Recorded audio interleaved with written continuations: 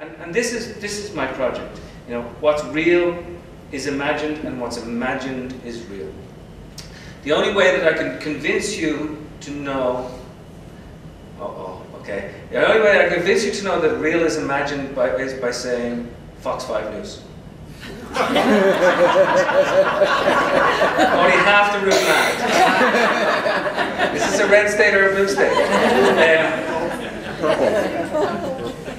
The only way that I can convince you that the imagined is real is more difficult than that. But I will say to you that, say, for example, if I want to know about 1904 Dublin, when my great-grandfather was alive, I go and I read Ulysses by James Joyce.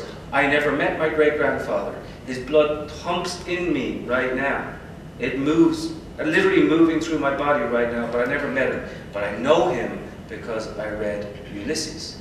Also, my kids will know the Great Depression in the United States by having read The Grapes of Wrath.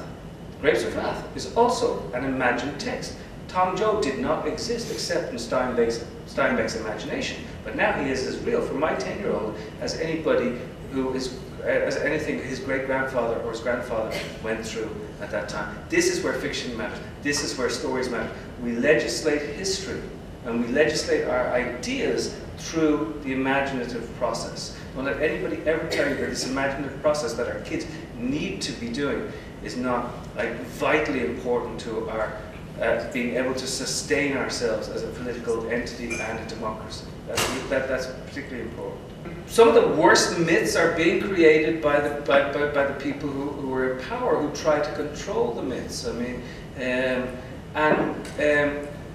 you know, how have we been able to separate or sift down you know, history until now?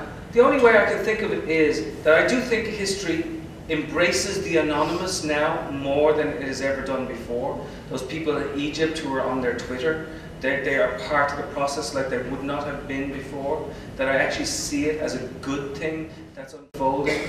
Hegel has said that history is a series of agreed upon lies. And generally, down through history, it was the winners who got to write history.